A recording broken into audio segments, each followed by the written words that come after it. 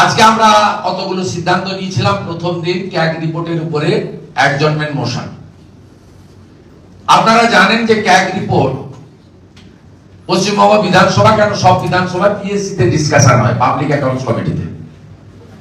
Public accounts কমিটির যে report অ্যাসেম্বলিতে submit করা হয়, সেখানে ক্যাগ রিপোর্টকেও প্লেস করতে হয়। ক্যাগ রিপোর্টে শুধু অ্যাডভান্সের কথা নয়, অনেকে অ্যাডভান্স বলছেন, শাসক দলের লোকেরা বলছে 2001 থেকে 12 আমরা কেন 11 কেন 10 বছরের অ্যাডজাস্টমেন্টের দায়িত্ব নেব। কিন্তু ক্যাগ রিপোর্টে ভয়ঙ্কর ভয়ঙ্কর তথ্য দিয়েছে, কয়েকশো ভুয়া অ্যাকাউন্টের তথ্য দিয়েছে, যে অ্যাকাউন্টের কোনো এক্সিস্টেন্স নেই। শুধু অ্যাডভান্স ঝুলে আছে তা নয়, অ্যাডভান্স অ্যাডজাস্টমেন্ট করার কথা বলে গেছে ক্যাগ রিপোর্টে তা নয়। ক্যাগ রিপোর্টে ভুয়া অ্যাকাউন্টের তথ্য দেওয়া হয়েছে, ক্যাগ রিপোর্টে মানি ডাইভারশনের তথ্য দেওয়া হয়েছে, ক্যাগ রিপোর্টের সেন্ট্রাল গভর্নমেন্ট এবং সিবিসির গাইডলাইনকে ভায়োলেশনের কথা বলা হয়েছে, misappropriation fund, fraud, monetary defalcation, একেবারে স্কিমেটিক ফান্ডকে ডাইভারশন করে মিসেলেনিয়াস এক্সপেন্ডিচার, সব ধরনের চুরি, জোচ্চুরি, দুর্নীতি, ভ্রষ্টাচার তার ছত্রে ছত্রে ক্যাগ রিপোর্টে আছে। তাই স্বাভাবিকভাবে অধ্যক্ষ এই ক্যাগ রিপোর্ট নিয়ে পড়তে দেবেন না, আমরা জানি। কনভেনশন অনুযায়ী বিধানসভায় অ্যাডজর্নমেন্ট মোশন দিলে অপোজিশনের পক্ষ থেকে রিড আউট করতে দেওয়া হয়, কিন্তু হাউস স্থগিত করা হয় না রিয়ার কেস ছাড়া। আজকে আমাদের পড়তে পর্যন্ত দেওয়া হয়নি, কারণ ক্যাচ চোর শব্দটা শুনলে যেমন মমতা ব্যানার্জি আতঙ্কিত, ঘুম ছুটে যাচ্ছে যে কেন চোর বলছে আমাদের। আবার স্বীকারও করেছেন যে হ্যাঁ আমরা চোর হলে অন্যরা ডাকাত। স্বীকারও করেছেন পাবলিকলি যে আমি চোর। বলেছেন আমি গরু চুরি করেছি, বেশ করেছি, বিএসএফ কেন আমাকে বাধা দেয়নি। 72টা জায়গায় যে জমি দেননি, কাঁটাতার নেই, সেখানে বিএসএফ এর দাঁড়ানোর কোনো জায়গা নেই, সেখান থেকে যে গরু পাচার করছি সেটা আর বলেননি। তাই এখন ক্যাগ শব্দ শুনলেই রাজ্যের মুখ্যমন্ত্রী বা শাসক দল লাফাচ্ছে, তাই আমাদের পড়তে দেওয়া হয়নি। আমরা ভিতরে যতক্ষণ হাউস ছিল ওয়াকআউট আমরা করিনি, আমাদের সজ্জার প্রতিবাদে মুলতুবি করতে বাধ্য হয়েছে।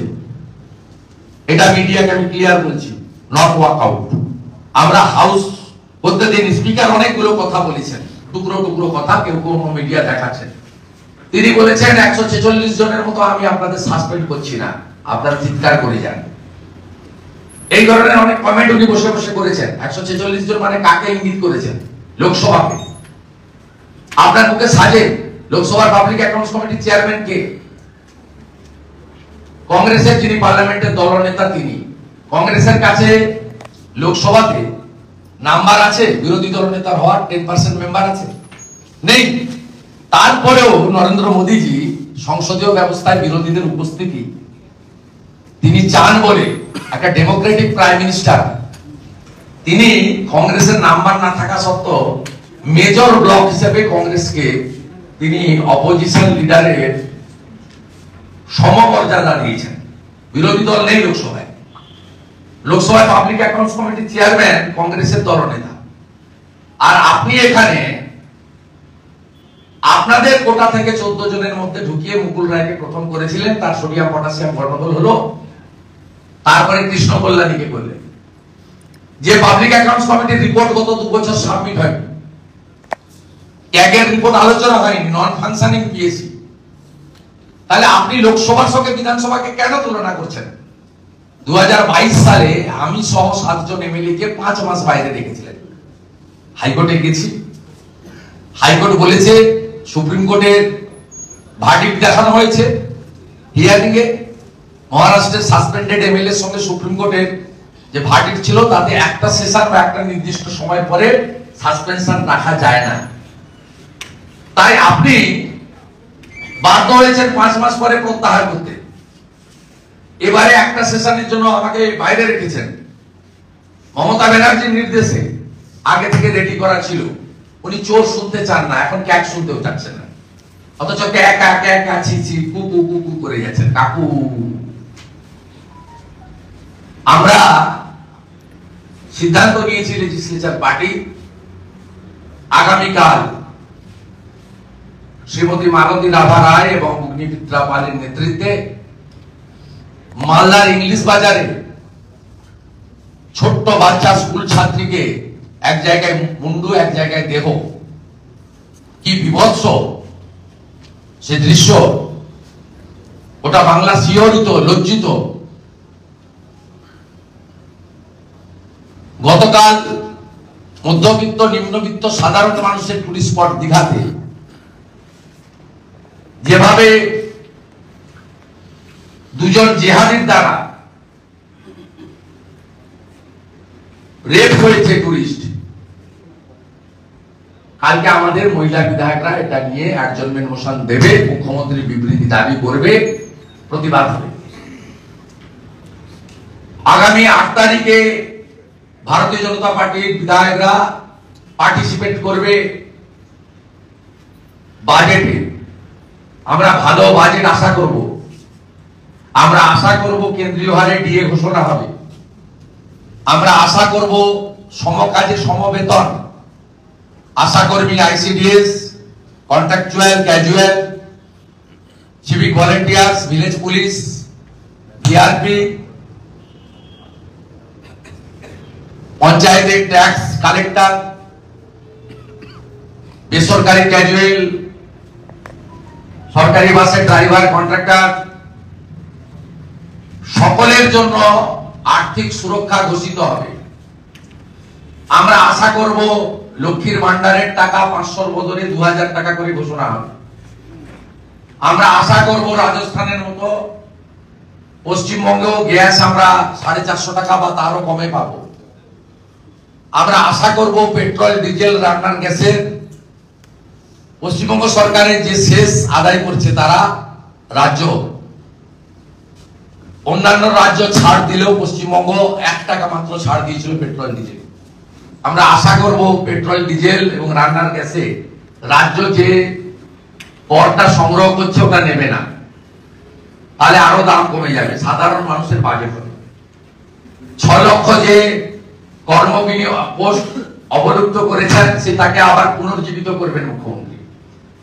মুখ্যমন্ত্রীর নির্দেশে অর্থমন্ত্রী সমস্ত রাজ্য সরকার, শিক্ষক, শিক্ষাকর্মী, অধ্যাপক, পঞ্চায়েত, পুরসভার ফাঁকা থাকা আসনগুলিকে 6 মাসের মধ্যে পূরণ করে দিবেন এসসি, এসটি, ওবিসি রোস্টার মেনে। আমরা আশা করব উড়িষ্যা, বিহারের মতো পার্ট টাইম, ভোকেশনাল এবং অন্যান্য স্তরের আংশিক সময়ের অধ্যাপক, শিক্ষক, শিক্ষাকর্মী তাদেরকে রেগুলারাইজ করে দেবেন। পশ্চিমবঙ্গে আর কোনো ক্যাজুয়াল, কন্ট্রাকচুয়াল থাকবে না। পেনশনার্সদেরও উত্তরপ্রদেশে যোগীজির মতো স্পেশাল ইনসেন্টিভ ইয়ার্স ঘোষণা হবে।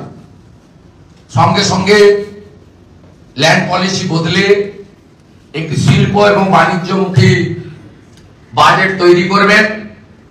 টাটাকে ফিরিয়ে আনার রোডম্যাপ পশ্চিমবঙ্গ বিধানসভায় ঘোষণা হবে এবং সিঙ্গুরে পুনরায় কারখানা পুনরুজ্জীবিত করবেন। এই ধরনের ভালো ভালো স্বপ্ন নিয়ে, আশা নিয়ে ভারতীয় জনতা পার্টির সদস্যরা বাজেট পেশের দিন বিধানসভায় অংশগ্রহণ করবেন বেলা 3টের সময়। একটিও ভারতবর্ষের প্রধানমন্ত্রী, কেন্দ্রীয় সরকার, ভারতীয় জনতা পার্টি তাদের সম্পর্কে অসংসদীয় কথা, রাজনৈতিক আক্রমণ এবং মিথ্যা প্রতিশ্রুতি দেওয়ার চেষ্টা করলে সোচ্চার বিরোধিতা হবে, উচ্চ কণ্ঠে প্রতিবাদ হবে। তার ফের যা হয় হবে, তার জন্য আমরা গরিব নই। সাসপেন্ড করলে করবেন, মারপিট করলে করবেন, মার্শাল দিয়ে ঠেলে বের করে দিলে দেবেন, ভাতা বন্ধ করলে করবেন, হেয়ার স্ট্রিট থানায় আবার এফআইআর করতে চাইলে করবেন। We are not worried. 9 তারিখে মনস্টিকদার নেতৃত্বে চা বাগানে নো পাট্টা, চা বাগানের জমির মালিক, চা বাগানের শ্রমিকরা, চা বাগানের শ্রমিকদেরকে মালিকানার দাবিতে মনস্টিকদার নেতৃত্বে চা বলয়ের বিধায়করা অ্যাডজর্নমেন্ট মোশন দেবে এবং 9 তারিখে বাজেট ডিসকাশন আমাদের পক্ষে ওপেন করবেন ডক্টর অশোক লাহিড়ী। অন্যরাও বলবেন। দুদিন ধরে আমরা 1.5-3 ঘন্টা 180 মিনিট পার্টিসিপেট করব। আমরা ছাড়া আরেকটি দলের একজন এমএলএ আছেন, তিনি রিকোয়েস্ট করেছেন চিফ হুইপকে, তাকে 10 মিনিট আমরা দেব। বাকি 170 মিনিট বিজেপি এমএলএরা বক্তব্য রাখবেন। কনস্ট্রাকটিভ অ্যাপ্রোচ থাকবে এবং কনস্ট্রাকটিভ অপোজিশনও থাকবে। এবং শনিবার দিন বাজেট বিতর্কে as a leader of opposition আমি পার্টিসিপেট করব শেষ দিন। সাথে সাথে 9 তারিখে আমাদের একটি কর্মসূচি আপনাদের জানাচ্ছি। ক্যাগ রিপোর্ট যেহেতু বিধানসভায় আজকে পড়তে পর্যন্ত দেওয়া হলো না, পিএসসিতে আনা হয়নি, টেবিল হয়নি, ডিসকাশন হয়নি, আমরা মহামহিম রাজ্যপালকে মেসেজ করেছি। পশ্চিমবঙ্গ বিধানসভায় বাজেট অধিবেশনের বিতর্ক শেষ হওয়ার পরে আমরা মার্চ করে উইদাউট মাইক, যেহেতু পরীক্ষা চলছে, আমরা রাজভবনে যাব। রাজ্যপালের ক্ষমতা আছে, তিনি ক্যাগকে রেকমেন্ডেশন করতে পারেন মুখ্যমন্ত্রী সহ তার ক্যাবিনেটের বিরুদ্ধে এফআইআর করার জন্য। এটা অন্য রাজ্যে হয়েছে। ক্যাগ একটি অটোনমাস বডি, কনস্টিটিউশনাল বডি, তার লিগ্যাল অ্যাকশন নেওয়ার ক্ষমতা আছে, কিন্তু রাজ্যপালকে তার রেকমেন্ডেশন দিতে হয়। আমরা মাননীয় রাজ্যপালের কাছে 9 তারিখে ক্যাগ রিপোর্ট নিয়ে যেহেতু ডিসকাশন টেবিল হওয়ার কোনো সুযোগ নেই, স্পিকারের অ্যাটিটিউড আজকে আমরা দেখেছি, এটা আমাদের মনে হয়েছে এটা মুখ্যমন্ত্রীর ভার্সনটা থ্রু স্পিকার আমরা শুনতে পেলাম। এত বড় একটা করাপশন, যেখানে ভুয়া অ্যাকাউন্টের হদিস পাওয়া গেছে, শুধু অ্যাডভান্স অ্যাডজাস্টমেন্ট মুখ্যমন্ত্রী আপনাদের খাইয়ে দিয়েছে। অ্যাডভান্স অ্যাডজাস্টমেন্ট একটা পার্ট, কিন্তু ফ্রড, ফেক অ্যাকাউন্টের কথা বলা হয়েছে, multiple numbers, hundreds of fake accounts. That means it's a serious fraud এবং ম্যাল প্র্যাকটিসেস এন্ড করাপশন। গভর্নরকে আমরা রিকোয়েস্ট করব যে আপনি ক্যাগকে রেকমেন্ড করুন টু লজ এফআইআর এগেইনস্ট মুখ্যমন্ত্রী Mamata Banerjee and her entire cabinet. কারণ ক্যাগের যে রিপোর্ট, তাতে ক্যাবিনেট দায়বদ্ধ। এটা আমরা 9 তারিখে করব। আমার সাইড থেকে আমার বক্তব্য শেষ হয়ে গেছে। এবারে রিগার্ডিং মহিলাদের ইস্যুতে কিছু বললে আপনি অগ্নিমিত্রা পালকে জিজ্ঞেস করতে পারেন, উনি কালকে ইস্যুটা বলবেন। রিগার্ডিং চা বাগান, মিস্টার টিগ্গা উইল স্পিক। আর মধ্যশিক্ষা পর্ষদে যে কেলেঙ্কারি হয়েছে আর এসটি সার্টিফিকেট ফেক হচ্ছে, এটা নিয়ে শঙ্কর ঘোষ, কমলাকান্ত হাসদা তারা মেনশনে তুলবেন। আগামী দিনে মেনশনে ফেক এসটি সার্টিফিকেট নিয়ে কমলাকান্ত হাসদা তুলবেন। মধ্যশিক্ষা পর্ষদের করাপশন নিয়ে আজকে যেহেতু হায়ার এডুকেশন ছিল কলেজ ইউনিভার্সিটি, সেখানে কোশ্চেন করার সুযোগ ছিল না। শুধু আমাদের ডক্টর অশোক লাহিড়ী একটা ভালো প্রশ্ন করেছেন যে প্রাক্তন শিক্ষামন্ত্রী মমতা ব্যানার্জির সম্পদ তৃণমূলের সেকেন্ড ম্যান মহাসচিব পার্থ চট্টোপাধ্যায়, ফেক ডক্টরেট, তিনি আমাদের এখানে প্রচুর জ্ঞান দিতেন, নীতির কথা বলতেন, সংসদীয় গণতন্ত্রের কথা বলতেন, শিষ্টাচারের কথা বলতেন, শৃঙ্খলার কথা বলতেন, ব্যবহারের কথা বলতেন, বিরোধীদের কি ভূমিকা হওয়া উচিত। তিনি এবং আরেক ফ্রেঞ্চ কার্ড মমতা ব্যানার্জির বন্ধু মানিক ভট্টাচার্য, দুজন প্রচুর জ্ঞান দিতেন বিধানসভায়, আপনারাও তার সাক্ষী। তারা জেলের ভিতরে কি ধরনের জ্ঞান নিচ্ছেন বা জ্ঞান দিচ্ছেন, তার জন্য কারা দপ্তর কি কি ব্যবস্থা নিয়েছে, ডক্টর অশোক লাহিড়ী আজকে এটা তুলে ধরেছেন। ঠিক একইভাবে আগামী দিনে মধ্যশিক্ষা পর্ষদের কেলেঙ্কারি ডক্টর শঙ্কর ঘোষ এবং ফেক এসটি সার্টিফিকেট নিয়ে কমলাকান্ত হাসদা, তারা আমাদের পক্ষ থেকে স্কোপ পেলে তারা তাদের ভয়েস রেজ করবেন। এই সিদ্ধান্ত আমাদের লেজিসলেচার পার্টির মিটিং এ টিম ওয়ার্কে হয়েছে। দেখা গেল যে ভুয়া অ্যাকাউন্টের কথা কার্যত স্বীকারই করে নিচ্ছে সরকার, বলছে ভুয়া অ্যাকাউন্টগুলো চিহ্নিত করতে হবে, তার পাশাপাশি যে সমস্ত অ্যাকাউন্টে আধার লিঙ্ক নেই সেগুলোকে চিহ্নিত করতে হবে। সরকারই তো গতকাল মুলগানাথন, গোপালিকা, মনোজ পন্থ একটা ভার্চুয়াল করেছেন, তার সম্পূর্ণ তথ্য আমার কাছে আছে। সেখানে তারা বলেছেন যে আমরা আজ সকালে এসপি দেবো, এসপি দিয়েছেন এবং প্রথম আমি পেয়েছি।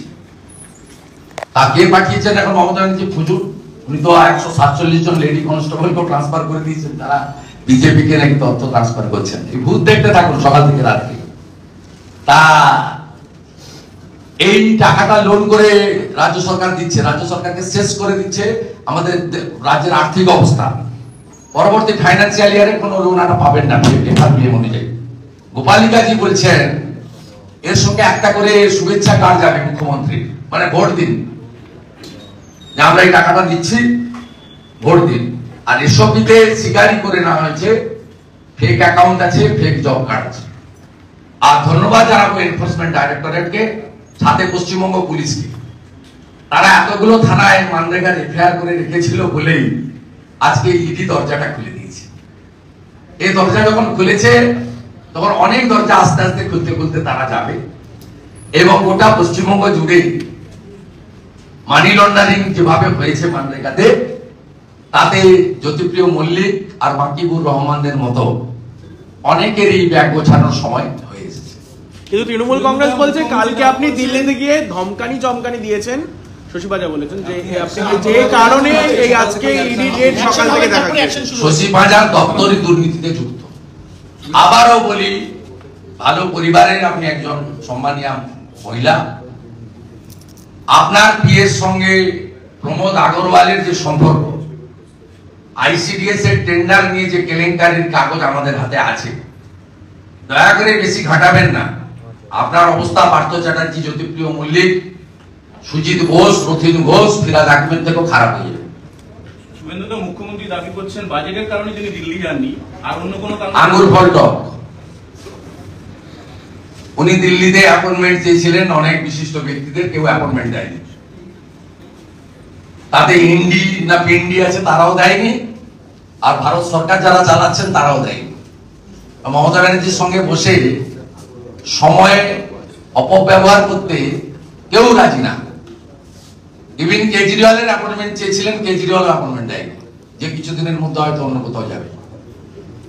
তাই স্বাভাবিকভাবে এত সাংবাদিক, লোক Laskar, security, private jet, special jet, metro রেলের কাজ বন্ধ, কাড়া নাকাড়া বাজিয়ে দিল্লি যাওয়াটা বেকার হয়ে যাবে।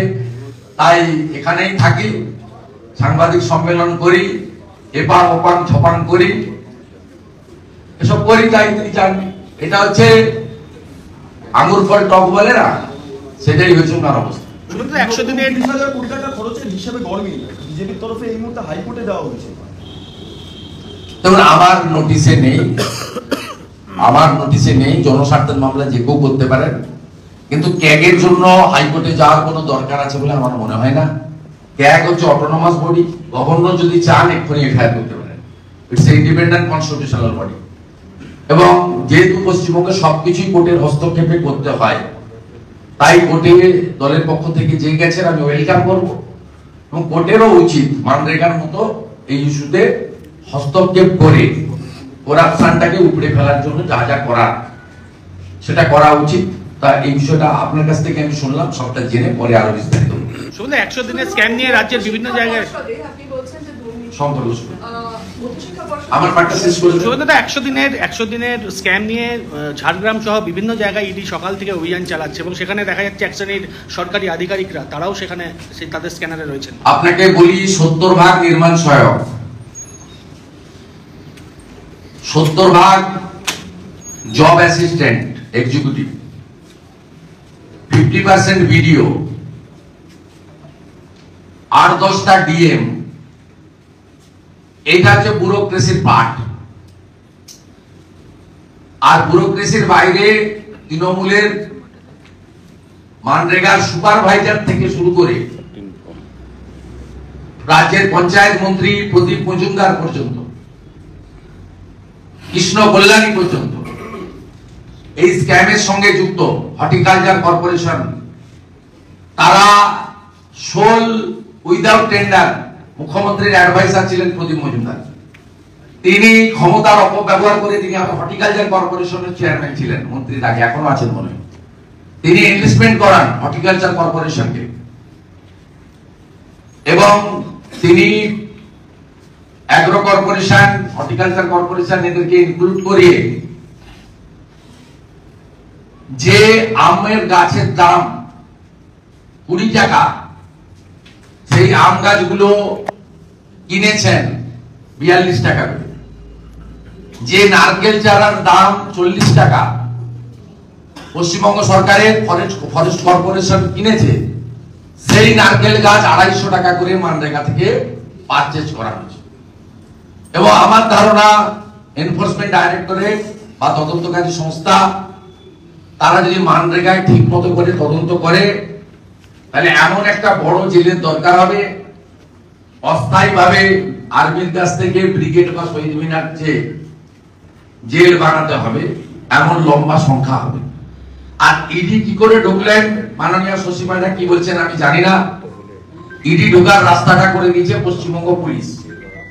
যেমন রেশন স্ক্যামে বারাসাত, মধ্যমগ্রাম, রানাঘাট বিভিন্ন জায়গায় যে এফআইআর গুলো হয়েছিল, সেই এফআইআর গুলো তদন্ত রাজ্য পুলিশ সম্পূর্ণ না করার জন্য ইডি আইন অনুযায়ী এফআইআর গুলো নিয়ে নিয়েছেন কনসার্নিং পুলিশ স্টেশন থেকে এবং তারা তাদের অ্যাকশন স্টার্ট করেছে। এক্ষেত্রেও পশ্চিমবঙ্গে কয়েকশো এফআইআর হয়েছে। জব কার্ড হোল্ডার করেছেন, পঞ্চায়েত মেম্বার করেছেন, বিডিওরা কোথাও কোথাও করেছেন, 16টা এফআইআর বিডিওরা করেছেন, গ্রাম পঞ্চায়েতের প্রধানরা কোথাও করেছেন, আবার প্রধানরা কোথাও অভিযুক্ত আছেন। অনেক জায়গায় সাধারণ মানুষ, বিশেষ করে জব কার্ড হোল্ডাররা করেছেন। তার ফলে প্রায় পশ্চিমবঙ্গে কয়েকশো এফআইআর এমন হয়েছে। এই এফআইআর গুলো রাজ্য পুলিশ চার্জশিট অথবা ফাইনাল রিপোর্ট নিষ্পত্তি না করার জন্য মানি লন্ডারিং এর যে পিএমএল এর অ্যাক্ট রয়েছে, সেই অ্যাক্টের মধ্য দিয়ে ইডি আজকে শিলান্যাস করে উদ্বোধন করে দরজা খুলে দিয়েছে। এ দরজা আর বন্ধ হওয়ার নয়। হু করে এই দরজা যত খুলবে, ফাঁক যত বড় হবে, তত তোলামূলের চোরেরা, চোর মমতার সাগরেদরা ততই তারা সকাত সলিল তলে। বলছি একটা বিষয়, কামাল হোসেন তৃণমূলের থেকে এই মুহূর্তে তিনি পদত্যাগ করেছেন এবং তার নাকি বিবেক দর্শন হয়েছে। এই যে দুর্নীতি চলছে, কামাল হোসেন তৃণমূলের মুখপাত্র ছিলেন সংখ্যালঘু কামাল হোসেন মানে তার হচ্ছে, মানে তিনি এইভাবে সংখ্যালঘুদের প্রতারিত করা হচ্ছে, সেই দেখে তার তাই তিনি পদত্যাগ। শুভনন্দ বলছি দাদা, আপনার দিল্লি আসার এটার সাথে কি কোনো সম্পর্ক? বারবার তৃণমূল এটার উপরে জোর দিচ্ছে যে আপনি গতকাল দিল্লি থেকে এলেন। গতকাল প্রধানমন্ত্রী আমাদের নেতা, তিনি ক্যাটেগরিক্যালি বলেছেন এজেন্সি ইন্ডিপেন্ডেন্ট অর্গানাইজেশন। কোন এজেন্সির উপরে, আমি তো অনেক ছোটখাটো মেয়র এমএলএ, ভারত সরকারের কোন মন্ত্রী পর্যন্ত হস্তক্ষেপ করে না। এটা আমার কথা নয়, আমাদের নেতার কথা। On the floor of the Lok Sabha তিনি কালকে বলেছেন এজেন্সির উপরে আমাদের কোনো হস্তক্ষেপ নেই, ইন্টারফেয়ার করি না। কিন্তু আমি সমস্ত চোরেদেরকে আমি তাদের আইন অনুযায়ী শাস্তি হোক চাই, এটা প্রধানমন্ত্রী বলেছেন। এবং আমি যা টাকা চুরি করেছেন আমি উসুল মানে আদায় করাবো, এটা আমাদের প্রধানমন্ত্রী কাল বলেছেন। অতএব তিনি আমাদের সকলের নেতা, আমরা তার সবাই সৈনিক। ন্যাচারালি এটা বলে দেওয়ার পরে কেন্দ্রীয় সরকার, বিজেপি তার কোন রোল ইনভেস্টিগেটিং এজেন্সির উপরে নেই, এটা প্রমাণ হয়েছে। আর 100 দিনের কাজ নিয়ে ভিডিওদের করা এফআইআর পুলিশ ব্যবস্থা না নেওয়ার জন্য বা পেন্ডিং এফআইআর গুলো নিয়ে পুলিশ তার নিষ্পত্তি না করার জন্য আজকে স্বাভাবিকভাবে আইন অনুযায়ী ইডি এটাতে ঢুকে পড়েছে এবং ভুয়া ফেক জব কার্ড হোল্ডার থেকে, নির্মাণ সহায়ক থেকে, তৃণমূলের পঞ্চু থেকে, তৃণমূলের বড় নেতা যারা 100 দিনের টাকা চুরি করেছেন, খেয়েছেন, এক একটা বাড়িতে পুকুর না কেটে 17টা পুকুর কাটার টাকা তুলেছেন, আইপিএস এর টাকা তুলেছেন, ফলের বাগান না তৈরি করে কলা গাছ দেখিয়ে টাকা নিয়েছেন। গণেশ মন্ডল কুলতুরি মিলে তার মা মরিবালা মন্ডল মইপিট অঞ্চলের প্রধান, একা 75 কোটি টাকা দিয়েছে। এইসব লোকের বিপদ খুব আসন্ন এবং এর মধ্যে আমাদের কোনো রোল নেই। আমরা বারে বারে বলেছি, আর আমার যদি এতই প্রভাব থাকতো তাহলে আমি জনস্বার্থের মামলা হাইকোর্টে করতাম না। হাইকোর্টে আমি সিবিআই চেয়েছিলাম, রাজ্য সরকার সিবিআই বিরোধিতা করেছে এবং মহামান্য প্রধান বিচারপতি নিজে বলেছেন যে 350-র উপরে কমপ্লেন তিনি পেয়েছেন মানরেগা হিয়ারিং এর সময় এবং তিনি তার অর্ডার আপলোড করেছেন। 4 সদস্যের কমিটি তিনি করে দিয়েছেন, এনামেলি হয়েছে বলেই হয়েছে। তাতে প্রিন্সিপাল চিফ অ্যাকাউন্টস অফিসার আছেন ক্যাগের প্রতিনিধি, ভারত সরকারের আরডি ডিপার্টমেন্টের প্রতিনিধি, আর পশ্চিমবঙ্গের পঞ্চায়েত ও গ্রামোন্নয়ন দপ্তরের প্রতিনিধি।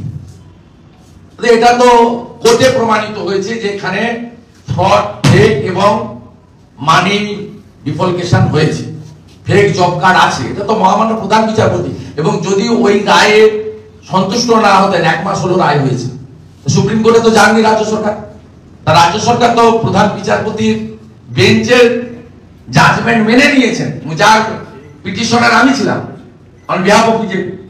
তা যদি প্রধান বিচারপতির রায়কে রাজ্য সরকার মেনে থাকেন, সে রায় তো পরিষ্কার বলা হয়েছে যে অনেক গরমিল আছে, এটা তদন্ত হয়ে জল আর দুধ আলাদা করা দরকার। প্রমাণিত। রাজ্য সরকার তো হায়ার কোর্টে যায়নি, সুপ্রিম কোর্টে যার স্কোপ আছে যায়নি, তারা এখন স্টিল না। আরেকটা কথা বলে আমি শেষ করব। গতকাল মাননীয় অর্থমন্ত্রী নির্মলা সীতারামনজিকে আমি 15th ফিনান্স নিয়ে অভিযোগ করেছিলাম। তিনি আমাকে লিখিত অভিযোগ করতে বলেছিলেন, আমি আজ সকালে ওনাকে মেইল করে অভিযোগ করেছি। পশ্চিমবঙ্গ সরকার 373 কোটি টাকা ইলেকট্রিক বিলে পেমেন্ট করেছে। 373 কোটি টাকা তারা ইলেকট্রিক বিলে পেমেন্ট করেছেন 15th ফিনান্সের টাকা থেকে। আমি যদি আপনারা ইন্টারেস্টেড থাকেন, আমি জেলা ওয়াইজ বলে দিতে পারি। কয়েকটা জেলা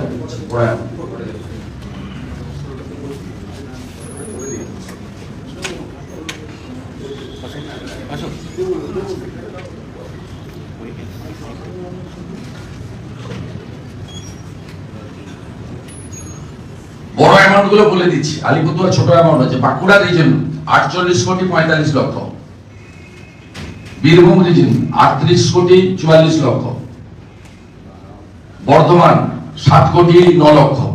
এইভাবে প্রায় 400 কোটির কিছু কম 15th ফিনান্স থেকে টাকা পেমেন্ট করেছে। মানে বুঝলেন, গ্রামের উন্নয়নে রাস্তাঘাট, পানীয় জল, শৌচালয়, নিকাশি ব্যবস্থার জন্য ভারত সরকারের দেওয়া টাকা, WBSCDCL, মানে রাজ্য সরকার কেন্দ্রের টাকা ইলেকট্রিক বিল পেমেন্ট করে নিয়ে নিয়েছে।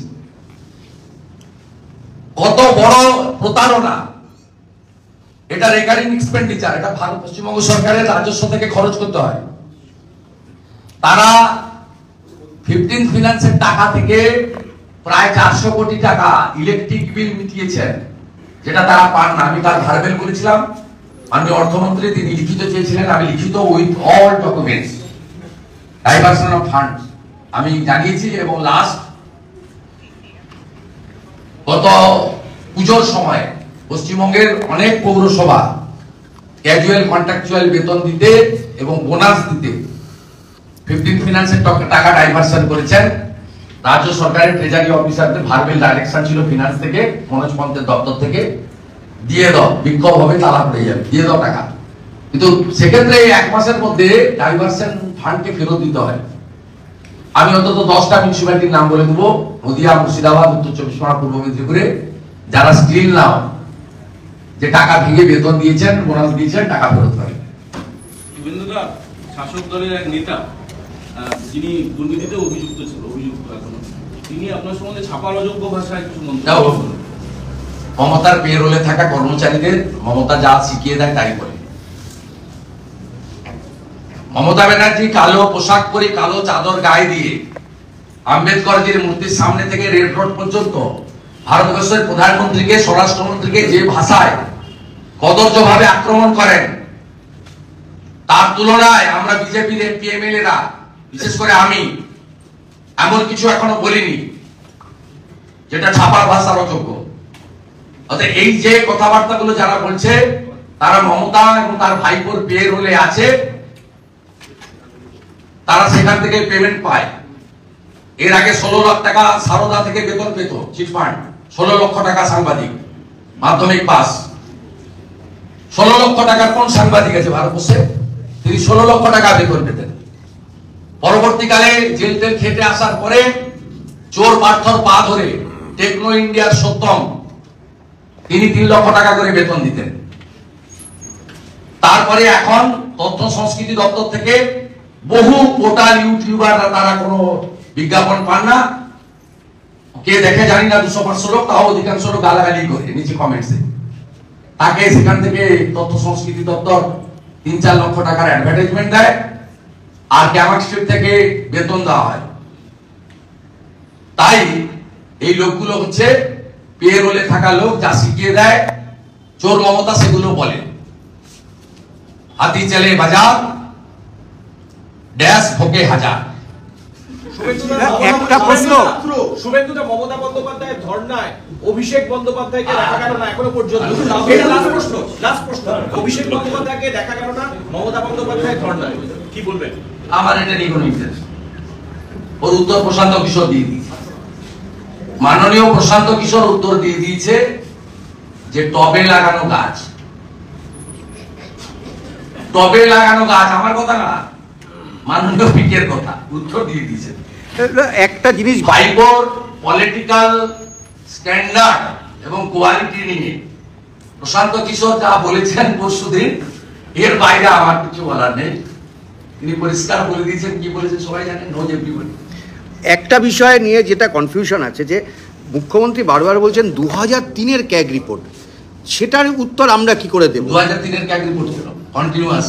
না, উনি যেটা বারবার বলছেন যে 2003-এর 16 সালের পর থেকে কি হয়েছে, ক্যাগ রিপোর্টটা পুরো পড়ুন। লুকানোর কি আছে? আজকে বিধানসভায় পড়তে গিয়ে অর্থমন্ত্রী একটা স্টেটমেন্ট করে দিতে পারতেন যে 2003 সালে। লুকাচ্ছেন কেন? পিএসসি তে প্লেস করছেন না কেন? অ্যাসেম্বলি টেবিল করছেন না কেন? ডিসকাশনের সুযোগ দিচ্ছেন না কেন? আপনাকে বলছে ক্রস করার সুযোগ নেই। আমাদের কেন? অ্যাসেম্বলি তো ফাইনাল, অ্যাকাউন্টেবিলিটি গভর্নমেন্টের দায়বদ্ধতা তো অ্যাসেম্বলিতে। অ্যাসেম্বলিতে কেন আপনি ডিসকাশনে আনছেন না? ভুয়া অ্যাকাউন্টের কথা বলেছে 16 সালের পরে মুখ্যমন্ত্রী। আমি তার প্রতি শ্রদ্ধা রেখেই বলি, তার বয়সকে শ্রদ্ধা জানিয়ে বলি, তিনি অর্থনীতির সম্পর্কে জানেন না। আগে ডক্টর অমিত মিত্রর কথায় চলতেন, এখন চোর হরিকৃষ্ণ দ্বিবেদীর কথায় চলেন। যা শিখিয়ে দেন তাই বলেন। উনি কার্যত অর্থনীতি সম্পর্কে, ক্যাগ সম্পর্কে, ক্যাগ কি জিনিস, তার ক্ষমতা কতটা, এখতিয়ার কতটা, একটা ভারত সরকারের অর্থমন্ত্রীর নিয়ন্ত্রণে না একটা অটোনোমাস কনস্টিটিউশনাল বডি, ক্যাগের রিপোর্টে ফ্রড ধরা পড়লে তার পরিণতি কি হয়, এ সম্পর্কে মুখ্যমন্ত্রীকে আগে ডক্টর অমিত মিত্র অন্ধকারে রেখেছিলেন, এখন তার ফাইন্যান্সিয়াল অ্যাডভাইসার দ্বিবেদী অন্ধকারে রেখেছেন। শুভেন্দুদা, আপনি অর্থমন্ত্রীর কথা বললেন, চন্দ্রিমা ভট্টাচার্য তিনি বলছেন যে ক্যাগ নিয়ে বিধানসভায় আলোচনার কোনো প্রশ্নই হলো না। ল্যাম্প পোস্ট উত্তর দেওয়ার দরকার। যিনি বাজেট পড়ার পরে বাজেট বইয়ের বাইরে গিয়ে গত বছর বাজেটের দিন পিছন থেকে চিরকুট নিয়ে বলেন 3% দিয়ে দিচ্ছি, এই ধরনের মন্ত্রী ওপেন ফোরাম লাইভ হচ্ছিল, অর্থমন্ত্রী জানে না 3% দিয়ে বৃদ্ধি করবে। এই ধরনের ল্যাম্পপোস্ট মন্ত্রীদের সম্পর্কে উত্তর দিয়ে মূল্যবান সময় নষ্ট করার কোনো প্রয়োজন আছে বলে আমি মনে করি।